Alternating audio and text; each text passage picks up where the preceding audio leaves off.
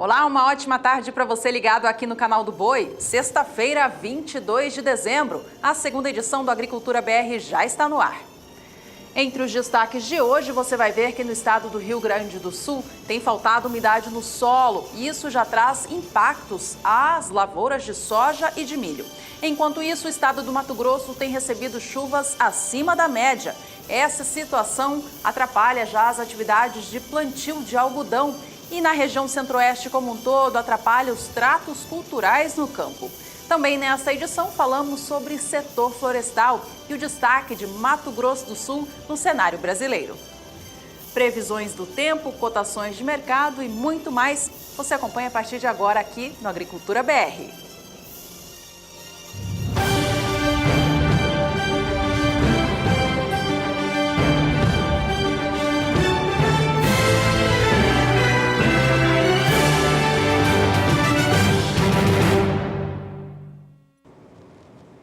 Depois de passar por um longo período sem chuvas, as lavouras do Rio Grande do Sul se encontram agora com uma umidade do solo um pouco mais favorecida.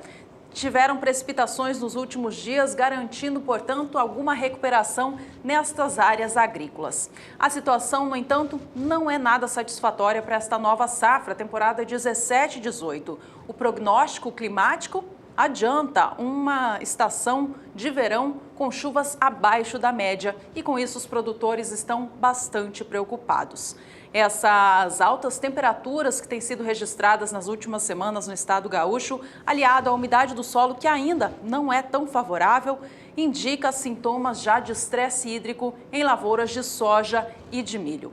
No caso das lavouras de soja, de acordo com a Emater Gaúcha, as áreas estão com crescimento bastante lento. As plantas mostram folhas bastante murchas e também uma distância grande entre os entrenós. No caso das lavouras de milho, a situação é ainda mais complicada. Já já a gente mostra para você o quanto dessas áreas plantadas com milho no Rio Grande do Sul se encontram naquela fase crítica de floração e enchimento de grãos, época em que é necessária muita água no solo. Antes disso, vamos saber com a Somar Meteorologia como que o clima deve se desenhar no Rio Grande do Sul no decorrer desta estação do verão. A Juliana traz os destaques para a gente no quadro Agroclima. Agroclima, oferecimento Biomatrix, sinal verde para alta qualidade em grão e silagem de milho. Boa tarde a todos. Algumas lavouras de milho e soja no Rio Grande do Sul já começam a ser prejudicadas em relação à disponibilidade hídrica do solo que vem diminuindo. Tanto por conta do tempo mais seco, a falta de chuvas também acaba favorecendo para esse declínio dos índices de umidade do solo, assim como também as temperaturas mais elevadas acabam aumentando esse declínio da disponibilidade hídrica. Agora, os índices de umidade do solo no Rio Grande do Sul ficam em torno de 50% nas áreas em verde e até 30% no extremo sul gaúcho. No decorrer dos próximos 5 dias, ainda não tem previsão de chuva forte retornando para as áreas mais secas do Rio Grande do Sul. Dessa vez, a chuva forte fica concentrada no estado do Paraná, riscos para temporais na maior parte do estado. Enquanto que no Rio Grande do Sul, chuva muito fraca, baixos acumulados não devem passar de 15 milímetros em 5 dias. Já no decorrer da semana seguinte, entre o dia 28 de dezembro até o dia 1º de janeiro, as instabilidades retornam para o sul do Brasil e volta a chover mais forte, especialmente na metade oeste do Rio Grande do Sul. Acumulados dessa vez mais elevados, em torno de 50 milímetros. O estado do Paraná também segue recebendo chuvas expressivas. No decorrer da terceira semana, até o dia 6 de janeiro, as instabilidades seguem abrangentes na região sul. O norte do Rio Grande do Sul é que deve receber as chuvas mais expressivas no estado gaúcho, enquanto que o Paraná também segue recebendo as pancadas mais fortes. Aqui no norte do Paraná, pode chover acumulados de até 50 milímetros. Então, ao longo das próximas semanas, até pelo menos o começo do mês de janeiro, não tem previsão de chuva muito forte retornando para o sul do Brasil e principalmente nas áreas produtoras de soja e de milho, isso de maneira bastante abrangente. A tendência ainda é em relação à estação do verão, que as instabilidades ocorram de maneira bastante irregular, só que essas chuvas ainda devem alcançar a média climática para este período. Daqui a pouco eu volto com mais previsão do tempo.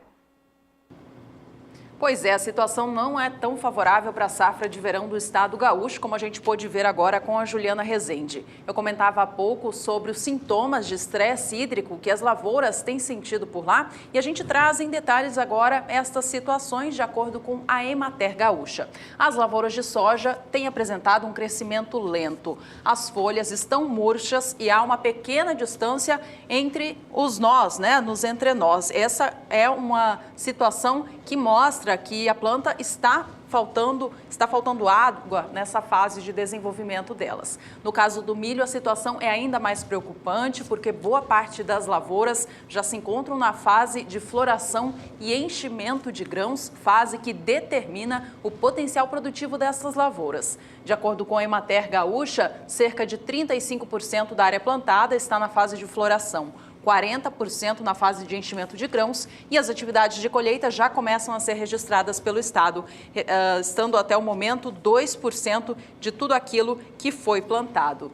De acordo com a Emater Gaúcha, caso não venham a ter novas chuvas nas próximas semanas, fato que não se confirmou agora na previsão da Juliana Rezende, da Sumar Meteorologia, é possível que a produtividade média da soja e do milho por lá fique prejudicada. E por aqui a gente fala agora mais de soja. Vamos acompanhar como estão as cotações da saca do grão nesta sexta pelo Brasil.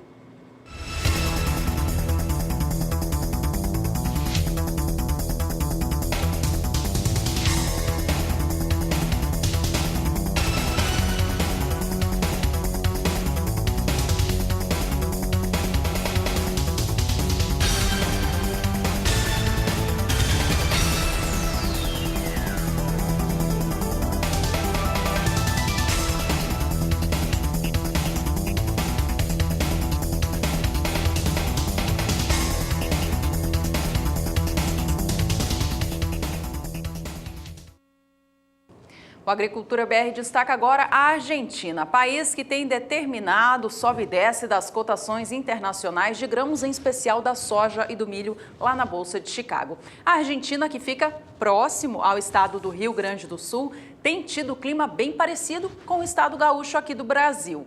Tem faltado chuva na região norte do país. Isso faz com que os trabalhos de semeadura deste novo ciclo também sejam atrapalhados.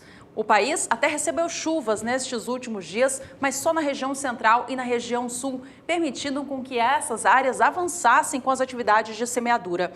Na semana do dia 15 ao dia 21 de dezembro, de acordo com a Bolsa de Cereais de Buenos Aires, o avanço nas áreas de soja foi de 1.300.000 hectares e nas áreas de milho foi de 860.000 hectares. A região norte do país, no entanto, essa não tem recebido volumes de chuva suficientes para avançar com o plantio. De acordo com a Bolsa de Cereais de Buenos Aires, caso as chuvas não venham daqui para frente, o plantio nessa área do país pode ficar comprometido e áreas podem não ser semeadas, uma vez que a janela ideal de plantio vai chegando ao fim. Para a gente ter uma ideia de o quanto que as atividades estão atrasadas na região norte da Argentina, a gente trouxe uma comparação aqui. O quanto de área já foi plantada com soja e milho no país, considerando a média nacional e somente trazendo em destaque a região norte. A gente compara e vê a grande diferença. Na área nacional, 70,9% da soja já foi plantada. Já na região norte, eu faço uma correção ali, são apenas 4,6%, portanto, uma diferença muito gritante. No caso com o milho, a situação é a mesma. Se a gente comparar a área nacional, o plantio até avançou bem, mas apenas a região norte não registra quase nada de atividade até o momento. De acordo com dados da Bolsa de Cereais de Buenos Aires, a área nacional plantada com milho chega aos 61,2%. Já a região norte tem apenas 3,5%. Bom, como eu citava há pouco, é a Argentina que tem comandado o sobe e desce na Bolsa de Chicago. Até umas 2, 3 semanas atrás, a soja, por exemplo, subia para os valores mais altos desde o meio deste ano de 2017. E era o clima seco na Argentina que impulsionava as cotações. As chuvas voltaram, como a gente viu, para a região central e a região sul do país, e isso fez cair as cotações na Bolsa de Chicago. Vamos acompanhar como estão os movimentos, então, do mercado nesta sexta-feira. Soja reage hoje, vem com alguma alta. A posição de janeiro sobe 0,28% e vem a $9,51 mais 50 por bushel. Negócios para entrega em março sobem 0,36% e negociam o bushel do grão a $9,62 mais 50. A posição de maio vem a $9,73 mais 75 por bushel, alta de 0,33%. Enquanto a posição de julho, $9,84 mais 25 por bushel, alta de 0,33%. Os negócios agora se aproximam às cotações máximas já registradas nesta sexta-feira. De olho agora no dólar aqui no Brasil, ele que nesta última quinta voltou a subir com mais força, fechando acima dos 3,30. Neste momento, a moeda norte-americana negociada aqui no Brasil segue em alta de 0,39%, vindo a R$ 3,32 mais 2.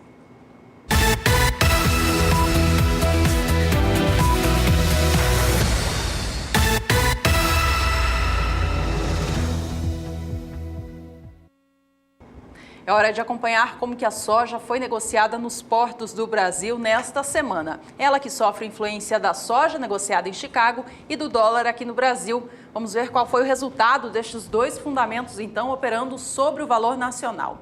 No porto de Paranaguá, o valor encerra a semana no mesmo preço que começou. Mas na terça-feira houve uma oscilação ali, então vamos relembrar os valores então ao longo destes últimos dias. Na segunda-feira, o porto de Paranaguá pagava R$ 73,50 pela saca da soja. Na terça, pagou R$ 73 a saca, um valor 50 centavos mais baixo por cada saca do grão, mas na quarta voltou ao patamar de R$ 73,50, permanecendo neste valor até esta sexta, dia 22 de dezembro. Já o Porto de Santos registra recuo no valor da saca do grão nesta semana. Na segunda-feira, o Porto Paulista pagava R$ 74,00 pela saca da soja. Na terça, baixou os valores também para R$ 73,00 e na quarta, voltou aos R$ 73,50. O patamar segue o mesmo até esta sexta, dia 22 de dezembro, registrando, portanto, estabilidade nesses últimos 3 dias, mas na comparação com os valores que a gente tinha no início da semana, aí sim há um recuo de 50 centavos por saca.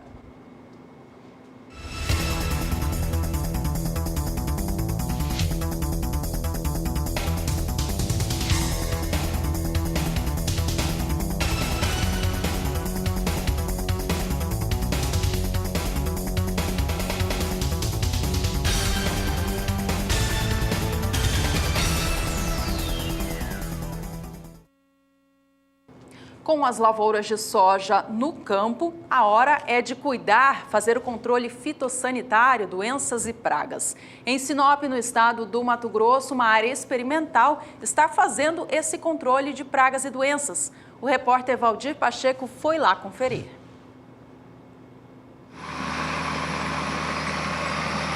Recentemente mostramos aqui no SBA o plantio de uma área de experimento com soja aqui em Sinop, no norte de Mato Grosso. De 8 a 10 de novembro, foi feita a implantação deste ensaio com 20 variedades de soja. A preocupação agora é com o monitoramento de pragas e doenças. A soja é uma cultura que está sujeita ao ataque de diferentes pragas ao longo do seu ciclo de desenvolvimento.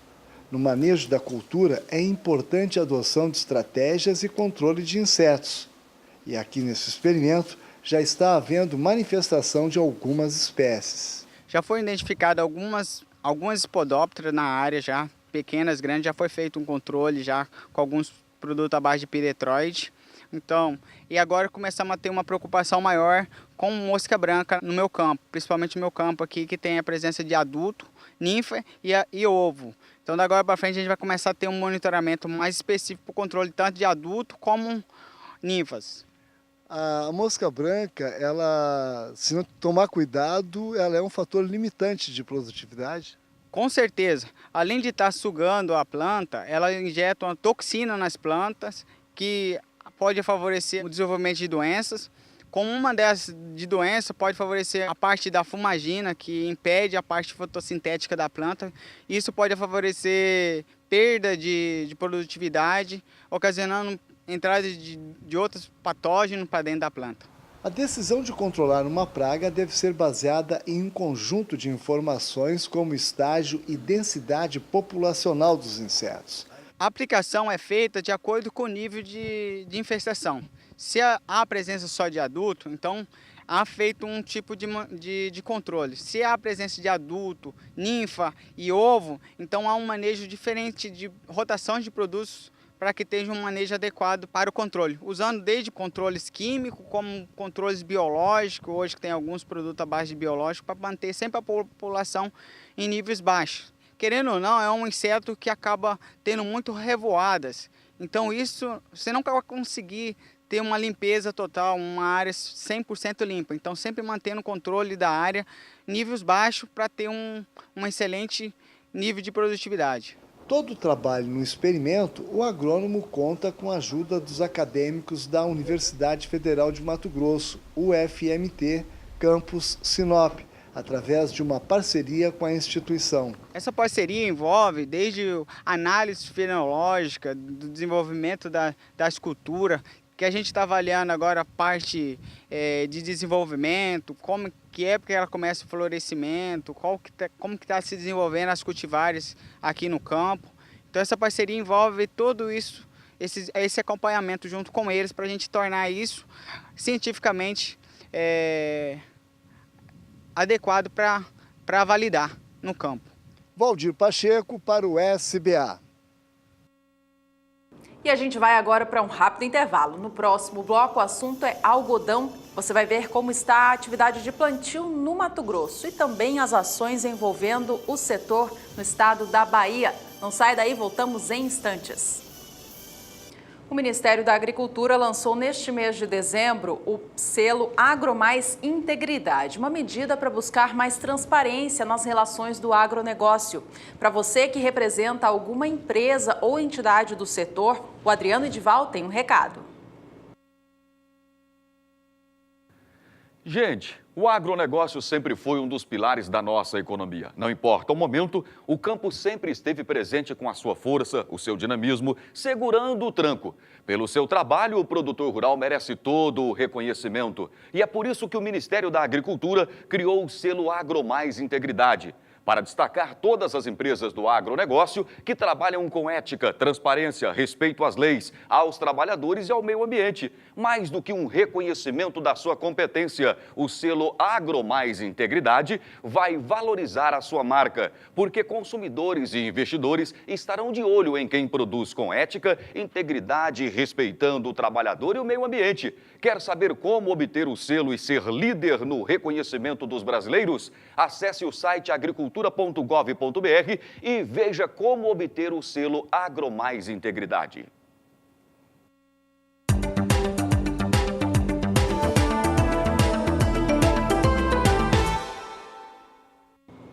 A gente fala agora sobre a safra 17/18 de algodão no Brasil. No Mato Grosso, o maior estado produtor, a semeadura já começou, mas ela já começou registrando atrasos em relação ao ciclo passado. O que acontece é que o estado do Mato Grosso tem recebido muita chuva nos últimos períodos, impedindo as atividades de campo. De acordo com o IMEA, o Instituto Mato Grossense de Economia Agropecuária, até o dia 15 de dezembro, no ano passado, 2,4% da safra 16/17 já havia sido implantada. Neste ano, há um atraso observado, já que até o momento apenas 1,5% do ciclo 17/18 já está nos campos. A região noroeste do Mato Grosso nem sequer deu início às atividades de semeadura. Nesta época do ano passado, ela era a quem ia à frente, tinha mais de 4% de plantio realizado. Na Bahia, segundo o maior estado produtor de algodão do Brasil, as atividades de plantio também já começaram. E o clima por lá não tem sido nada desfavorável, pelo contrário, as chuvas até chegam e chegam em boa hora, garantindo a boa implantação das lavouras. As grandes atividades do setor no momento têm a ver com a guerra contra o bicudo do algodoeiro, principal praga que invade as plantações de algodão no Brasil e é responsável por perdas de até 70%. No estado da Bahia, no último dia 15 de dezembro, a Associação Baiana dos Produtores de Algodão decretou por mais uma safra Guerra ao Bicudo. Um evento realizado em Luiz Eduardo Magalhães reforçou aos produtores a gravidade do inseto e lembrou as estratégias de prevenção e controle. Na safra passada, os produtores do oeste da Bahia tiveram resultados muito positivos com as ações do programa fitossanitário da associação. Foi registrada a redução da quantidade de inseticidas no campo e dano zero com o bicudo do algodoeiro na maioria das lavouras do estado. Vamos saber agora como que o clima se comporta daqui para frente para esses dois importantes estados produtores de algodão do Brasil. Mato Grosso, que tem recebido muitas chuvas, e para a Bahia. A Juliana traz as informações. As condições climáticas para o andamento do plantio das lavouras de algodão, tanto no Mato Grosso como também no estado da Bahia, ainda seguem muito favoráveis, porque a disponibilidade hídrica do solo segue bastante elevada. Aqui no estado do Mato Grosso tem índices de até 90% nas áreas mais ao norte, enquanto que grande parte da Bahia, especialmente do oeste até o sul, os índices de umidade do solo ainda seguem de maneira bastante favoráveis em relação a esse início do desenvolvimento das lavouras de algodão, com índices de em torno de 80%. Nos próximos 5 dias tem previsão de chuva abrangente no estado do Mato Grosso e com volumes elevados, em torno de 30 até 50 milímetros. Já no estado da Bahia, o tempo mais seco ainda predomina no decorrer dos próximos 5 dias. Apenas aqui no oeste é que tem previsão de chuva, só que de maneira mais fraca. No decorrer da segunda semana, entre os dias 28 de dezembro até o dia 1º de janeiro, chuva persistente no estado do Mato Grosso, por conta ainda da atuação de um canal de umidade. Agora, no estado da Bahia, a chuva começa a se espalhar um pouco mais, só que essa chuva não deve ganhar muita intensidade, mas mesmo assim, ainda é um cenário bastante otimista para o andamento do plantio das lavouras de algodão. No decorrer do terceiro período até o dia 6 de janeiro, chuvas fortes ainda no estado do Mato Grosso de maneira bastante abrangentes. No estado da Bahia, previsão de chuva fraca ainda, só que dessa vez a chuva consegue se espalhar cada vez mais pelo estado baiano. Então, ao longo das próximas semanas, até o começo do mês de janeiro de 2018, tem previsão de chuva em áreas produtoras de algodão, tanto do Mato Grosso como também do estado da Bahia. As chuvas do Mato Grosso é que devem ser com um pouco mais de intensidade e com maior volume, enquanto que na Bahia, apesar das chuvas serem um pouco mais fracas, ainda seguem favorecendo esse início do plantio das lavouras de algodão. Daqui a pouco eu volto com mais previsão do tempo. E otimismo é o sentimento que permeia no setor algodoeiro do Brasil. Isso porque esta safra nova, a temporada 17-18, se tudo correr bem, é para ser um ano muito bom para o setor algodoeiro. O Brasil aumentou em 11% a área destinada à fibra e com isso vai ter uma safra 10% maior. Ao mesmo tempo em que várias outras culturas do país registram declínio forte de produtividade em relação ao ciclo passado, o algodão não tem quase nada de diminuição nesse rendimento das lavouras. E isso tudo acontece em meio a um cenário muito favorável de mercado. Demanda muito forte tem feito com que as cotações fiquem lá em cima. Bom, se tudo der certo, então, para a safra de algodão do Brasil, a produção estimada pela Conab neste ciclo novo é de 4.220.000 toneladas de caroço, o que equivale a um aumento de 10,3% em relação à safra passada. Já a safra de pluma, algodão em pluma, deve alcançar 1.690.000 toneladas, um aumento de 10,5%. A demanda pela fibra continua muito forte. Isso que fez o investimento dos produtores de algodão aqui no Brasil crescer neste ano, aumentando em 11% a área plantada com a fibra. No caso do Mato Grosso, maior produtor nacional, o volume estimado de demanda fica muito próximo àquilo que o estado deve produzir, ou seja, os estoques finais vão ficar muito baixos, quase inexistentes ao fim dessa safra. Isso tudo favorece o mercado, favorece aquele produtor que vai vender a sua produção. Veja os números na tela, os números são do IMEA, o Instituto Mato Grossense de Economia Agropecuária. A oferta, ou seja, o quanto que o Mato Grosso deve produzir de algodão neste ciclo, é estimado em 1.157.620 toneladas de pluma. A demanda, que é a soma do volume que vai ser exportado, do algodão consumido no estado e daquele vendido para outros estados, é de 1.156.000 1.460 toneladas, ou seja, um volume muito parecido. Os estoques quase nem aparecem ali, ficam cerca de 1.000 toneladas apenas. E essa forte demanda pelo algodão no mercado nacional e também internacional que tem feito subir as cotações da fibra aqui no Brasil. O acumulado deste mês de dezembro já registra alta superior a 8% no estado de São Paulo. A gente acompanha agora a apuração feita pelo CPEA. Veja que esta última quinta-feira, 21 de dezembro, registrou mais uma elevação. O valor da libra-peso da fibra fechou no dia R$ 2,65 mais 66, uma alta neste mês de dezembro exatamente de 8,54%. Vamos acompanhar agora mais cotações do algodão, desta vez para Pluma, no estado do Mato Grosso.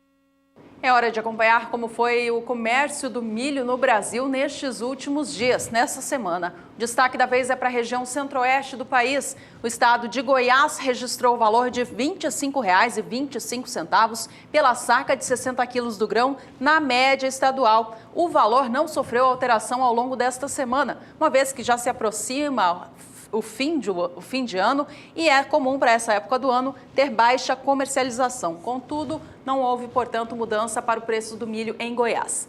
A mesma situação aconteceu para Mato Grosso do Sul, que ao longo desta semana, de segunda a sexta-feira, negociou a saca do grão a R$ 22,25 da mesma forma. Estado sul-mato-grossense, portanto, registrando nenhuma oscilação para o milho nesta semana. No Mato Grosso, a situação foi diferente. Houve diferença nos valores no acumulado destes últimos dias, alta de 0,78%. Na segunda-feira, o estado do Mato Grosso pagou, em média, R$ 19,10 pela saca do grão. Vale a gente ressaltar que esse valor é uma média do estado, uma vez que os valores são bastante diferentes em várias regiões mato-grossenses. Na terça-feira e na quarta, o valor de R$ 19,10 se manteve, subindo na quinta-feira, fechando no dia R$ 19,25. Nesta sexta, o valor de comercialização segue o mesmo para o estado do Mato Grosso. A gente acompanha agora o que acontece para o mercado internacional do milho. Vamos até a Bolsa de Chicago ver os valores desta sexta-feira, melhor dizendo. De olho na tela, então, mercado futuro do milho vem operando com leve alta nesta sexta. Algumas posições sobem cerca de 0,6%, 0,07%. Março vem a $3,51 mais 50 por bushel. Maio, $3,59 mais 75.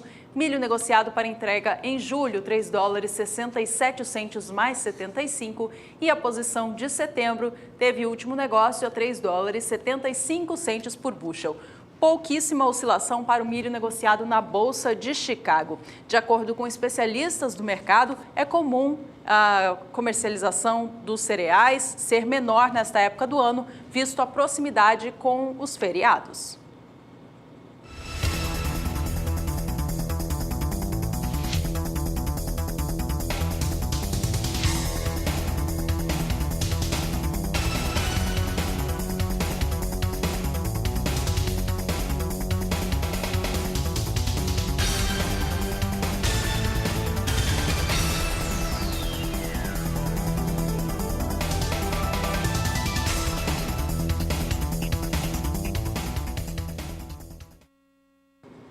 No próximo bloco por aqui tem informações para a cafeicultura nacional e também safra de cana-de-açúcar. E ainda hoje, números do setor florestal do Brasil, que segue ganhando. Não sai daí, voltamos já. A Conab divulgou nesta última terça-feira a sua nova projeção para a safra brasileira de cana-de-açúcar, temporada 17-18, que encerra oficialmente no dia 31 de março. Os números confirmam uma safra menor em virtude de uma área plantada bastante reduzida. Oda Silcanepa tem mais informações. No início da semana, a Conab apresentou os números. Pelo levantamento, a produção deve chegar a 635 milhões de toneladas, com redução estimada em 3,3%. Aqui em Brasília, nós conversamos com o superintendente de agronegócio da Conab sobre a queda da produção de cana no país. Segundo ele, a principal razão é a diminuição da área plantada. Houve realmente uma redução de área. A redução de área, ela tem algumas explicações. Há 2 safras passadas,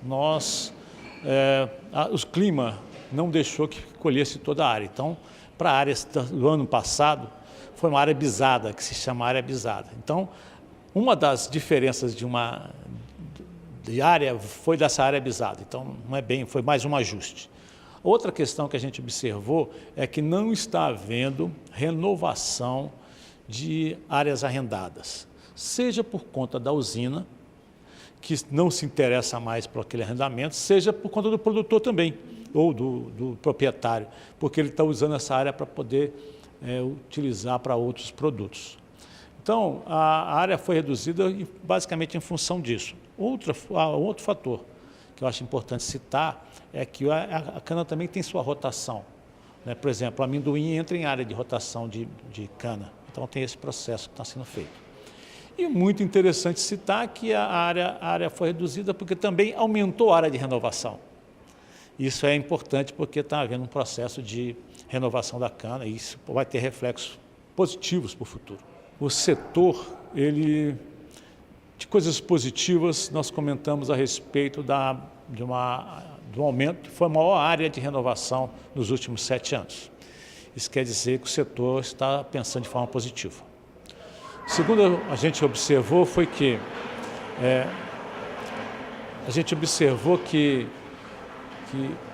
o nível de tecnologia que está sendo colocado no plantio é um nível tecnológico bom, né? Nós temos uma situação de um esforço muito grande por parte do setor no sentido de melhorar todo o procedimento, né? Então, eu acho o seguinte, o setor está pensando positivo, né? Eu acho que a coisa boa desse ano foi que o setor está pensando de forma positiva e que os resultados este ano foram resultados bons, porque o setor começa a ver uma resposta da política do governo até para fortalecê-lo. O destaque na produção foi o estado de São Paulo, seguido de Goiás e Mato Grosso do Sul. O novo levantamento da cana vai ser em abril de 2018. Odacil Canepa para o SBA. E ainda falando no setor sucroalcooleiro, vamos acompanhar como estão os valores do açúcar, então, no mercado atacadista do Brasil. Lembrando que essa safra 17-18 teve uma tendência mais açucareira no início do ciclo, em virtude dos preços do setor que estavam mais favoráveis. Agora, conforme a safra vai se desenhando para o fim, é o etanol que tem tido valores melhores no mercado, fazendo com que muitas usinas transfiram a produção para este outro derivado da cana. Vamos acompanhar hoje os negócios com açúcar, então. De acordo com o CPEA, o valor da saca de 50 quilos do açúcar cristal em Santos registrou leve alta nesta última quinta, dia 21, chegando aos R$ 67,98. Foi alguma recuperação depois das quedas observadas ao longo desta semana. No acumulado do mês de dezembro, o açúcar vem com baixa de 1,65%.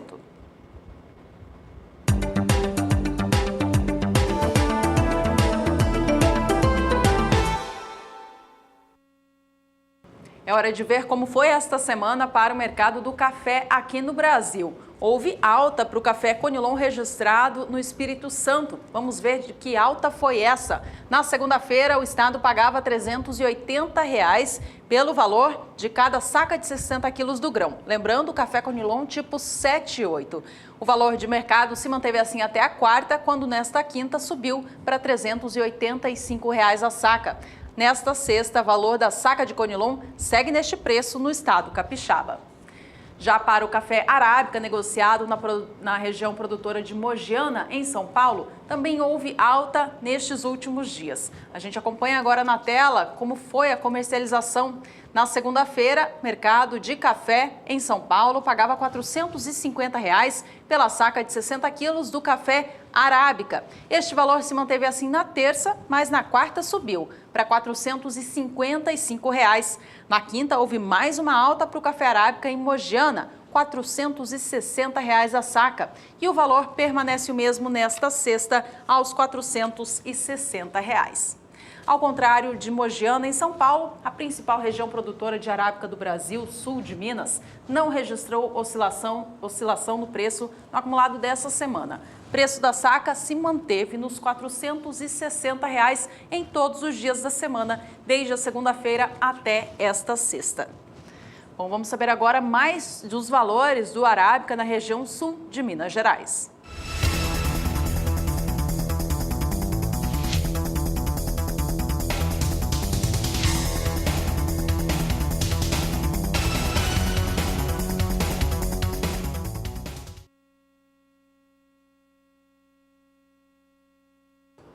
Mercado internacional agora por aqui. Vamos acompanhar os negócios em Nova York, que é a bolsa que traz a referência para o mercado de arábica em todo o mundo. Nesta sexta-feira, há mais uma vez queda acontecendo por lá.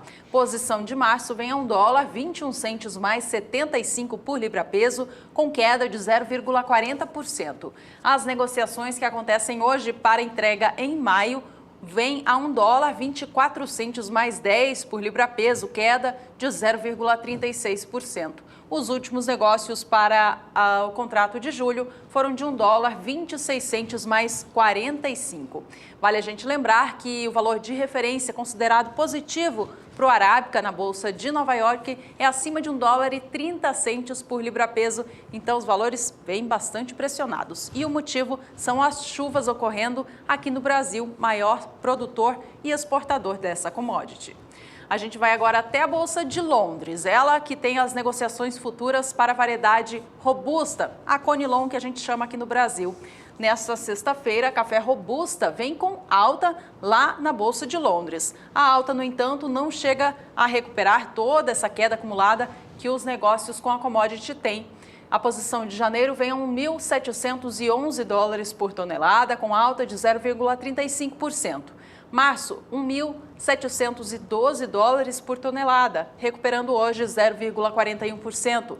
Posição de maio, $1.722, alta de 0,34%. E negócios para o robusta para julho vem a $1.761 agora, com alta de 0,28%. Neste caso, a posição de referência, o valor considerado positivo, é acima de $2.000 a tonelada. E a gente volta ao mercado físico do Brasil agora, confira mais cotações no estado do Espírito Santo.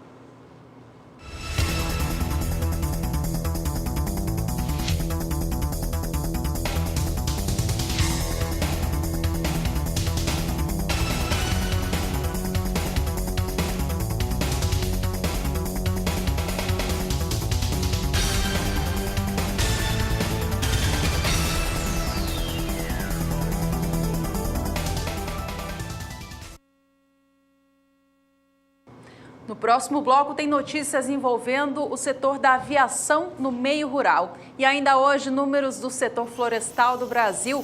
Fique com a gente, voltamos já.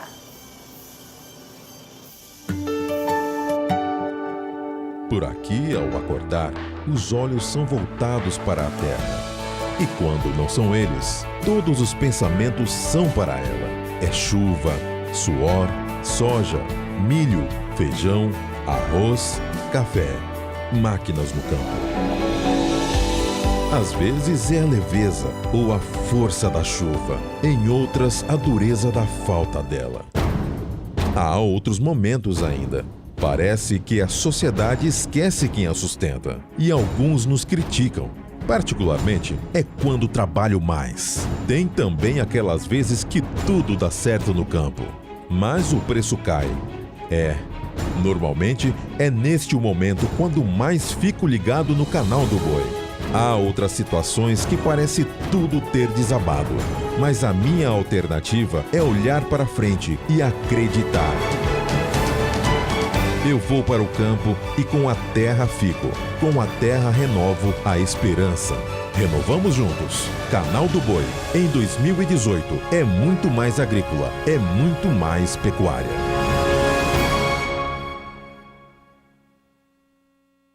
No ano em que a aviação agrícola completa 70 anos no Brasil, o setor comemora a recuperação no faturamento. Com produtividades elevadas e a expansão das lavouras, muitos produtores têm optado pela pulverização aérea. Confira na reportagem de Annelise Nicolodi. Soja e milho, principais culturas de verão do Rio Grande do Sul, tomam conta da paisagem. Com cultivares cada vez mais produtivas, o cuidado com a lavoura também é maior. De olho na rentabilidade, muitos produtores estão optando pela aviação agrícola. Este engenheiro agrônomo garante que, seguindo algumas recomendações, o uso da pulverização aérea é o mais indicado. Eu digo para o pessoal que a aviação agrícola é uma ferramenta indispensável. Não existe uma concorrência para dizer se é melhor que o pulverizador ou não.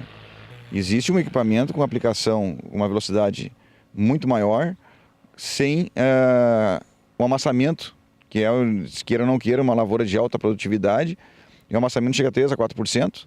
Isso pode resultar num pagamento de várias aplicações, né? Sem falar que o horário de aplicação, por exemplo, nós estávamos conversando há pouco, são 8h30 da manhã e está praticamente feita a lavoura. Então, é no melhor horário, na melhor temperatura, e sobre eficiência, isso já está superado, essa discussão, né? O avião é extremamente eficiente se aplicado dentro dos parâmetros mínimos de segurança e de temperatura e umidade. Nos últimos anos, a aviação agrícola teve grande expansão, se tornando vital para um dos setores mais fortes da economia do país, o agronegócio. Com a modernização das técnicas de cultivo e a necessidade de mobilidade, a pulverização aérea é uma opção viável e eficiente para muitos produtores. O Brasil possui a segunda maior frota de aeronaves agrícolas do mundo.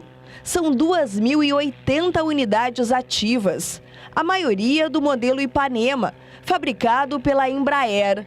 Só em 2017, a empresa comercializou 18 aeronaves, uma prova de que o agronegócio brasileiro busca ter cada vez mais bons resultados.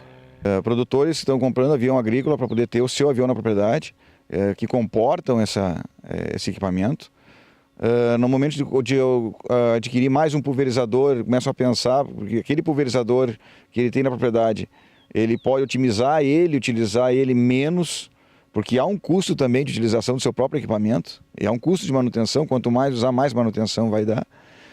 E a aviação agrícola, na parte de terceirização, também amadureceu muito. Então, por exemplo, a empresa que nós trabalhamos, hoje possui 6 aviões, então são 6 aviões que nesse momento estão voando. Às 8 horas, 9 horas da manhã vão parar de voar por causa das condições climáticas e atenderam pelo menos 600, 700 hectares numa manhã. Apesar do custo da aviação agrícola ser mais alto que a terrestre, os danos causados nas plantas são bem menores, garantindo a alta produtividade, o que acaba compensando. O custo da aviação no Brasil por si só é alto, né? Combustível de aviação, manutenções são tudo muito alto.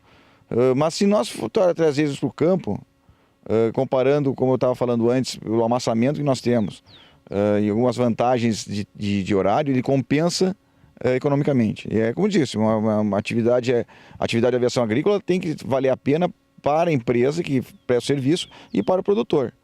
Se não houver essa dupla, essa via de duas mãos, ela se torna uma atividade inviável para alguém e ela tende a terminar. As operações usadas para aplicação de fertilizantes e agrotóxicos requerem voos em baixa altitude, manobras em curto espaço, muita precisão e habilidade dos pilotos e manutenção constante da aeronave, motivos pelos quais a fiscalização é rigorosa. Mas o que as empresas de aviação agrícola reclamam é que essa mesma vigilância deveria ocorrer nas pulverizações terrestres, que correspondem por 80%. Pode-se dizer que é a atividade agrária mais regulamentada que tem. Existe a fiscalização de IBAMA, fiscalização, licenciamento por FEPAM, autorização de trabalho pelo Ministério da Aeronáutica, pelo Ministério da Agricultura. Então, são vários entes que fiscalizam várias áreas do trabalho da aviação agrícola. Nós temos hoje 80% das aplicações no Brasil são via terrestre. A aviação agrícola, além de altamente regulamentada, é altamente fiscalizada. Eu noto assim que existe uma fiscalização de 80% sobre a aviação agrícola, que trabalha 20% das lavouras. As empresas de aviação agrícola também se preocupam com o meio ambiente. A Nativa de Cruz Alta, no Rio Grande do Sul, conquistou recentemente a certificação Aeroagrícola Sustentável. Um programa voluntário de boas práticas que tem como objetivo aumentar a responsabilidade ambiental nas aplicações, através do controle dos fatores que levam a uma pulverização eficaz e segura dos defensivos. É um trabalho que está sendo realizado com algumas universidades, o SINDAG, que é o Sindicato Nacional das Empresas de Aviação Agrícola, o próprio Ministério do Meio Ambiente tem visto com bons olhos isso. Porque o que é? Então é um conjunto de ações para certificação da empresa, que ela tome algumas atitudes como boas práticas agronômicas, boas práticas ambientais, tudo isso procurando o serviço de excelência. Praticamente as empresas de aviação agrícola ligadas ao SINDAG, a maioria delas está aderindo a esse selo de qualidade que é o CASA. Tem chovido bastante na região centro-oeste do Brasil, em especial sobre o Mato Grosso. A situação chega a impossibilitar a realização de tratos culturais no campo, principalmente a aplicação de defensivos agrícolas. Além disso, a condição já traz muita apreensão aos agricultores da região, uma vez que o tempo nublado e a baixa radiação solar impede o bom desenvolvimento das lavouras. A Juliana Rezende, da Somar Meteorologia, conta pra gente agora quanto tempo mais essa chuva vai perdurar na região centro-oeste do Brasil. As instabilidades na região centro-oeste devem persistir ao longo das próximas semanas. Isso ocorre por conta de ventos no alto da atmosfera que conseguem transportar bastante umidade para o centro do país. E acaba que a região centro-oeste é a região mais afetada. Agora a disponibilidade hídrica do solo ainda segue bastante elevada aqui no estado do Mato Grosso do Sul, com índices em torno de 70% a 80%. E nos próximos 5 dias tem previsão de chuva ainda nessas regiões. E no estado do Mato Grosso do Sul é onde a chuva vai ganhar cada vez mais intensidade. Tem previsão até de acumulados de até 100 milímetros no extremo sul do estado. Isso ocorre por conta da formação de uma área de baixa pressão sobre o Paraguai, que vai causar essa chuva mais forte na região centro-oeste e principalmente no Mato Grosso do Sul. No decorrer da segunda semana, essa chuva já perde um pouco mais de intensidade. Agora, entre os dias 28 de dezembro até o dia 1º de janeiro, o estado do Mato Grosso do Sul ainda segue recebendo pancadas de chuva. Só que dessa vez a chuva não vai ser bem distribuída. Chove com um pouco mais de força do centro ao leste, enquanto que na faixa oeste do Mato Grosso do Sul, previsão de pancadas mais fracas, que ainda ocorrem intercaladas com dias de tempo mais seco. No decorrer do terceiro período, começo do mês de janeiro até pelo menos o dia 6, deve ser marcado ainda por instabilidades abrangentes na região centro-oeste, especialmente no Mato Grosso do Sul. Dessa vez, o volume de água fica em torno de 30 milímetros aqui no centro e também no oeste do estado, e na faixa leste é onde a chuva ganha um pouco mais de intensidade. Os acumulados ficam em torno de 50 milímetros. Então, ao longo das próximas semanas, até a primeira semana do mês de janeiro, tem previsão de chuva persistente no Mato Grosso do Sul e ainda com forte intensidade. Essas instabilidades têm potencial para aumentar a disponibilidade hídrica do solo e favorecer especialmente as lavouras que estão em desenvolvimento, como é o caso da soja. Daqui a pouco eu volto com mais previsão do tempo.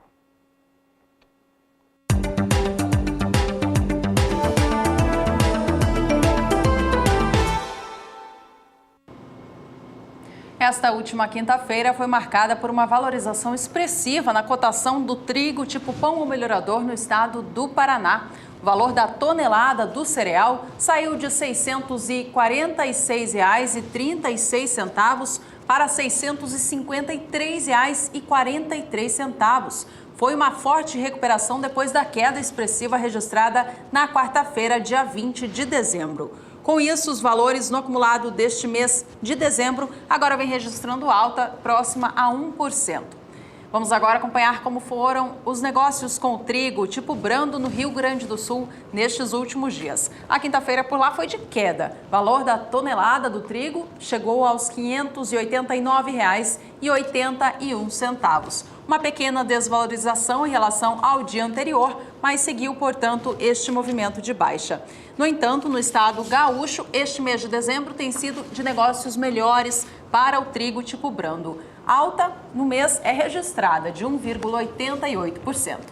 A gente segue agora para o cenário internacional, Bolsa de Chicago, onde o trigo é negociado no mercado futuro. O que acontece neste setor é uma produção mundial muito volumosa, mas exportações nos Estados Unidos que têm sido mais frequentes. Nesta última semana, embarques totalizaram mais de 700 mil toneladas. Vamos saber como que o mercado reage a essas informações então. Trigo negociado em Chicago vem hoje registrando elevação. A posição de março sobe 0,29%, vindo a $4,28 mais 25 por bushel. Trigo negociado em Chicago para entrega em maio opera a $4,40 mais 25 por bushel, recuperando hoje 0,28%. E enquanto isso, a posição de julho, $4,52 mais 75, na cotação mais alta do dia, subindo agora 0,22%. É hora de mais cotações de mercado. A gente volta ao cenário físico nacional. Veja mais valores no Paraná.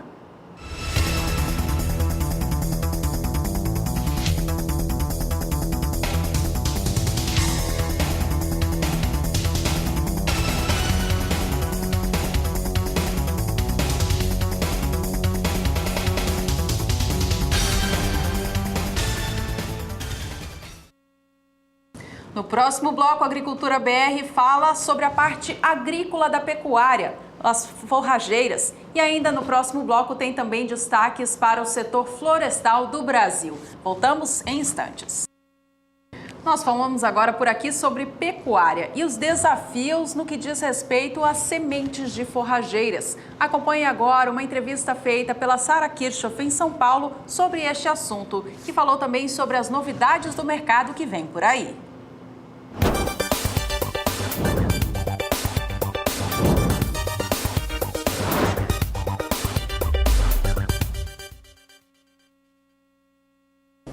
Álvaro Peixoto, em primeiro lugar, seja muito bem-vindo aqui no canal do Boi, muito bem-vindo ao nosso programa. Obrigado, Sara.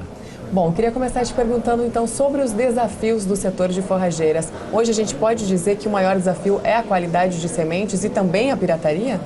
Eu acho que esse é um dos grandes desafios, realmente. Qualidade de sementes é uma das coisas que a gente precisa melhorar no segmento.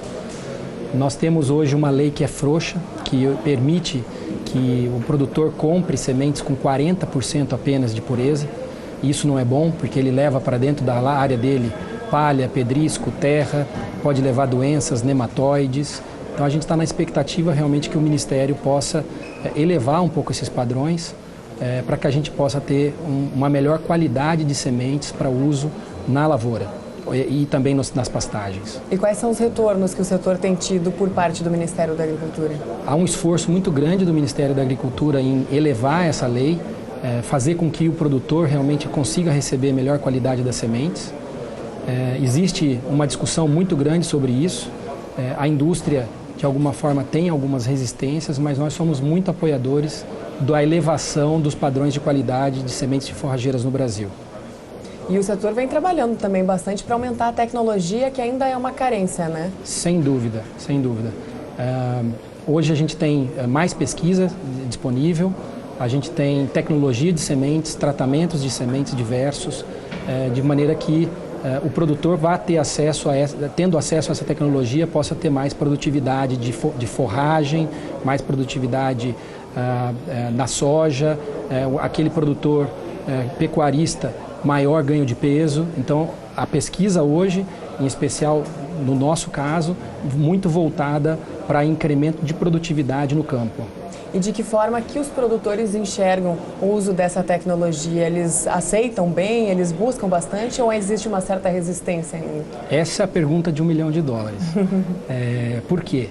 existe muito do tradicionalismo do produtor brasileiro, em especial do pecuarista, que ainda não entende realmente o poder da tecnologia no negócio dele.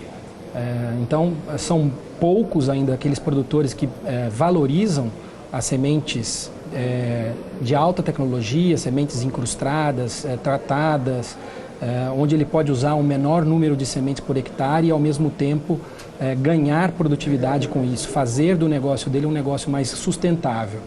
Por outro lado, a gente tem o agricultor, que está se metendo um pouquinho mais no uso de forrageiras e que, de alguma forma, começa a entrar na pecuária, e esse é um adotador de tecnologia com um pouco mais de velocidade. Adota a tecnologia mais rapidamente e já por usar sementes de milho, de soja, de alta tecnologia, com altos padrões de pureza, germinação, ele acaba tendo uma visibilidade diferente, uma visão diferente das sementes de forrageiras de alta qualidade.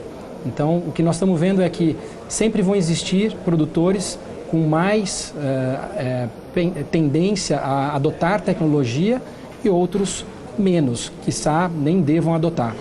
Então, o nosso posicionamento nós não queremos estar em todos os lugares, nós queremos estar com aqueles produtores, sejam pecuaristas ou agricultores, que adotem tecnologia e que façam uso dessa tecnologia em prol do seu negócio. Certo. E vocês conseguem estimar em quanto que pode aumentar e melhorar a produtividade da cultura principal lá no campo com a rotação de culturas com a forrageira, especialmente com forrageiras que utilizam aí dessas tecnologias que a gente consegue encontrar no mercado hoje? A gente hoje comenta entre nós, técnicos, o pessoal do mercado que trabalha de forma séria, pecuaristas hoje que estão fazendo uso de tecnologia conseguem colocar mais animais por hectare e, consequentemente, ter produtividades, ganho, rentabilidade no final que muitas vezes são melhores do que o negócio de soja, muitas vezes. E já aqueles produtores que vêm fazendo uso, aqueles agricultores, que são produtores de soja, que vêm fazendo uso das forrageiras no seu sistema produtivo, vêm enxergando benefícios de melhoria da qualidade do solo, qualidade física do solo, pela matéria orgânica que acaba ficando ali no solo durante o processo de rotação, e também na fertilidade pela fixação maior de potássio. Consequentemente, há incrementos de soja, nas produções de soja em áreas arenosas, na ordem de 3 a 7 sacos de soja por hectare, exatamente no ano seguinte em que ele tira a pastagem e coloca a soja. Isso já no primeiro ano de rotação? Tem alguns casos que a gente verificou conversando com produtores que estão usando essa técnica já, em especial no Mato Grosso. Muito interessante o negócio. Perfeito. E com o milho safrinha, a rotação hoje no Brasil gira mais ou menos em torno de 20% a 30%, o uso das forrageiras. Vocês consideram que esse número é bom, que ele tem potencial para crescer mais ainda? Isso é uma estimativa interna nossa. A gente acredita que cerca de 25% a 30% da área de milho safrinha hoje já contém a semeadura de forrageiras em conjunto com o milho. E a gente acha que pela queda de produtividade, os solos estão ficando exauridos, solos de cerrado, eles têm um pouco mais de debilidade de fertilidade. Nesse caso, a utilização da rotação de culturas ela pode ser muito benéfica, como o exemplo que eu comentei há pouco. Então, na nossa opinião, a tendência é que essa área vai aumentar. A adoção da rotação de culturas da forrageira junto com no sistema produtivo da soja vai aumentar. Tá certo. Álvaro, muito obrigada pela sua presença aqui no canal do Boi. Foi um prazer. Esse foi então Álvaro Peixoto, diretor da Barenbrug no Brasil, e nós voltamos ao programa.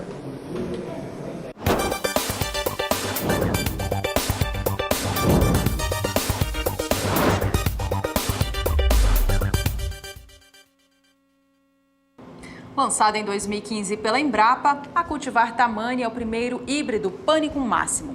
Vamos conhecer mais sobre a característica desta variedade na entrevista feita pelo João Pedro Cuti Dias com a pesquisadora da Embrapa, Liane Yankee. Hoje no Brasil há uma preocupação de cultivar plantas gramíneas que possam entrar numa integração agricultura-pecuária. Normalmente o pessoal está usando muitas braquiárias, O pânico pode ocupar esse espaço também na integração? Com certeza. Tem muitas fazendas que já utilizam o pânico e eu acho assim que é a paixão do produtor. Então aquele produtor que é apaixonado por braquiária, ele vai continuar sendo apaixonado por braquiária. E tem uns produtores que são apaixonados por pânico. Então eu já visitei fazendas que o produtor gosta de Tanzânia. Então o negócio dele é Tanzânia. Mas no caso, só uma pergunta, interrompendo a sua explicação. No caso do tamani, que é esse capim, é um híbrido, né? É um híbrido. Ele seria viável, na hora depois, se for tirar a soja, podia ser feito sobre semeadura, ou quando a soja estivesse ainda no final do ciclo dela, e posteriormente, quando chegasse a época de plantar a nova cultura de soja, lá em setembro, outubro, dessecando, não haveria condições de manejo para que a plantadeira pudesse fazer o plantio da cultura de verão? Com certeza. Em 2015 nós lançamos essa cultivar BRS Tamani. Ela é uma cultivar híbrida, ou seja, já é fruto do melhoramento genético, né? Ela é resultante do cruzamento de 2 materiais selecionados da nossa coleção aqui. E ela tem se mostrado muito bem no plantio, até na integração com milho, a integração lavoura-pecuária e floresta inclusive. Ela aguenta sombreamento, então? Em comparação às demais, ela está indo muito bem. Só que as pesquisas ainda é muito cedo, porque ela foi lançada em 2015 e nós não temos ainda todos os dados para falar com certeza. Mas uma coisa também que a gente já observou é que na dissecação ela é mais fácil que as outras cultivares de porte mais alto de pânico. O clima no Brasil está bastante distinto nos últimos dias. Os extremos norte e sul têm recebido um clima mais seco, enquanto a região central tem chovido bastante. Vamos saber agora com a Juliana Rezende como que esse clima se comporta nos próximos dias. Nos próximos dias vai ter previsão de chuva abrangente na maior parte do Brasil. Uma área de baixa pressão se forma sobre o Paraguai e vai ajudar a intensificar e a potencializar as chuvas no centro-sul do Brasil. Mais a formação de uma frente fria na costa da região sul, que também vai ajudar a manter essas chuvas com forte intensidade. Agora, nos próximos 5 dias, até pelo menos o dia 27 de dezembro, tem previsão de chuva forte aqui no Paraná, Mato Grosso do Sul, São Paulo também. Justamente nessas áreas é onde tem riscos para temporais por conta do alto volume de água. Nas demais áreas do Brasil também tem previsão de chuva bastante abrangente. Um canal de umidade ainda consegue atuar no centro do país e trazer mais instabilidade da Amazônia aqui para a região centro-oeste. Essas instabilidades tropicais da região norte conseguem avançar um pouco mais, provocar chuva até o estado do Maranhão. Agora, na maior parte da região nordeste, previsão de tempo mais seco, especialmente nessas áreas mais claras. Previsão de chuva aqui na faixa oeste da região nordeste e até o norte, mas de maneira bastante fraca. Podem ocorrer alguns temporais, mas de maneira muito localizada. No sul do Brasil, as instabilidades perdem força aqui na região sul, principalmente no Rio Grande do Sul, conforme a frente fria avança em direção à costa da região sudeste.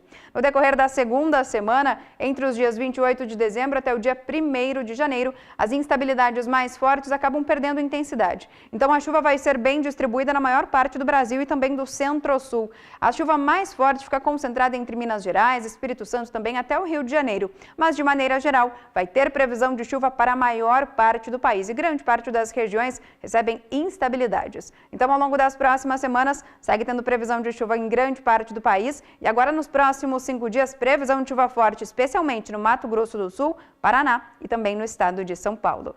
Hoje encerro por aqui a minha participação. Até mais!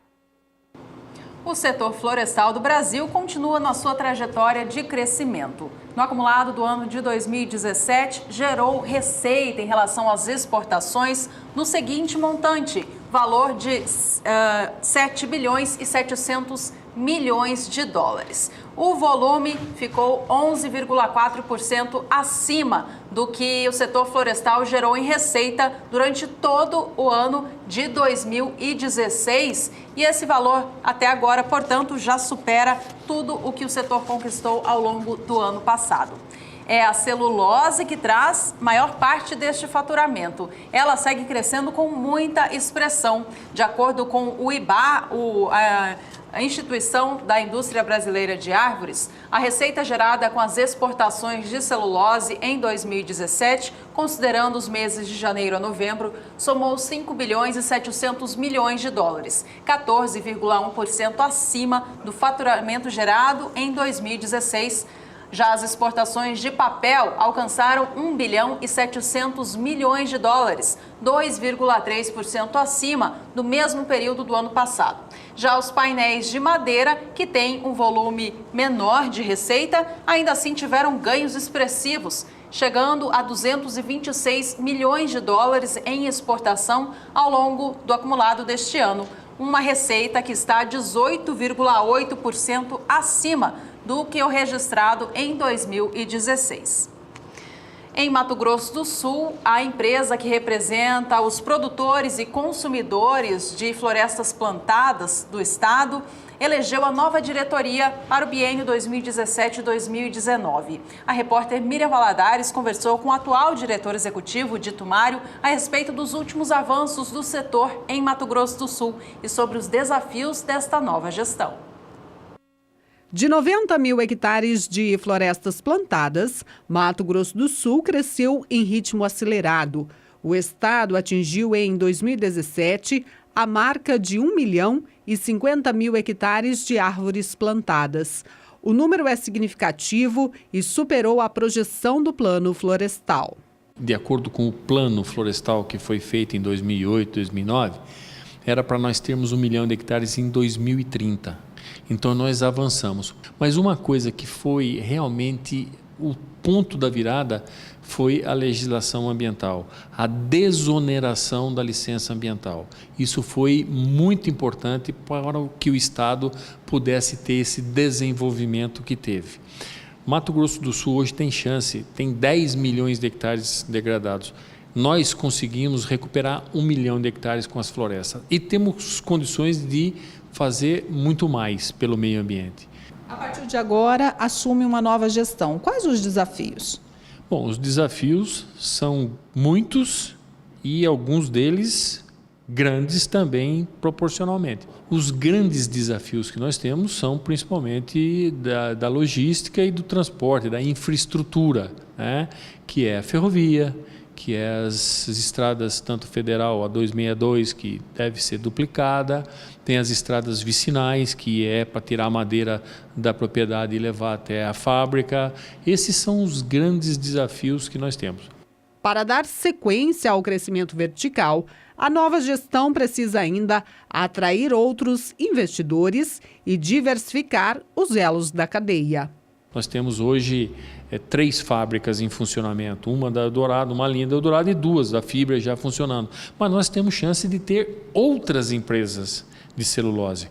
Então, é consolidar, né, fortemente o celulose e também colocar agora outros elos da cadeia, como madeira serrada, móveis, já tem uma empresa de MDF que vai estar funcionando em Água Clara, então nós temos que trazer outras empresas já do móveis, nós temos que fazer MDF, HDF, pisos, laminados, tudo isso faz parte desse conjunto de ações que tem que ser feito para a gente poder continuar crescendo e desenvolvendo principalmente esses municípios da Costa Leste. E Mato Grosso do Sul tem se destacado cada vez mais no setor florestal do Brasil e se consolida como o 3º maior produtor brasileiro de eucaliptos. Dos 5 milhões e 700 mil hectares plantados com árvores no Brasil, 15% se encontram em Mato Grosso do Sul. O estado só fica atrás de Minas Gerais e São Paulo, mas tem liderado a expansão no país. Em 2017, as exportações sul-mato-grossenses de produtos florestais foram a segunda mais importante para o cenário econômico do estado, representando 31,3% do faturamento. Elas só ficaram atrás do complexo soja, que representaram 36% de toda a receita gerada.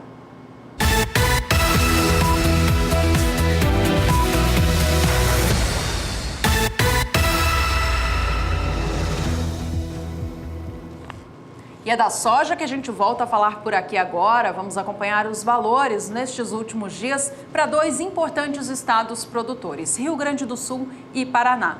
No estado do Rio Grande do Sul, o acumulado desta semana registrou desvalorização no valor da saca do grão, queda de 0,35%.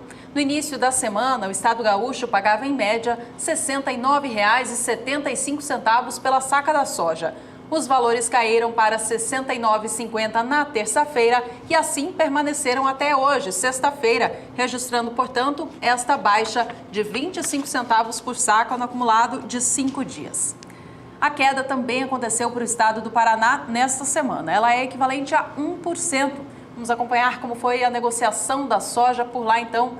Na segunda-feira, o valor médio da saca do grão era de R$ 71,00 no estado paranaense. O mercado pagou R$ 70,25 já na terça-feira e baixou para R$ 70,00 a saca na quarta. O valor se mantém até esta sexta, registrando, portanto, recuo de 1% ou R$ 1,00 por saca nestes últimos dias.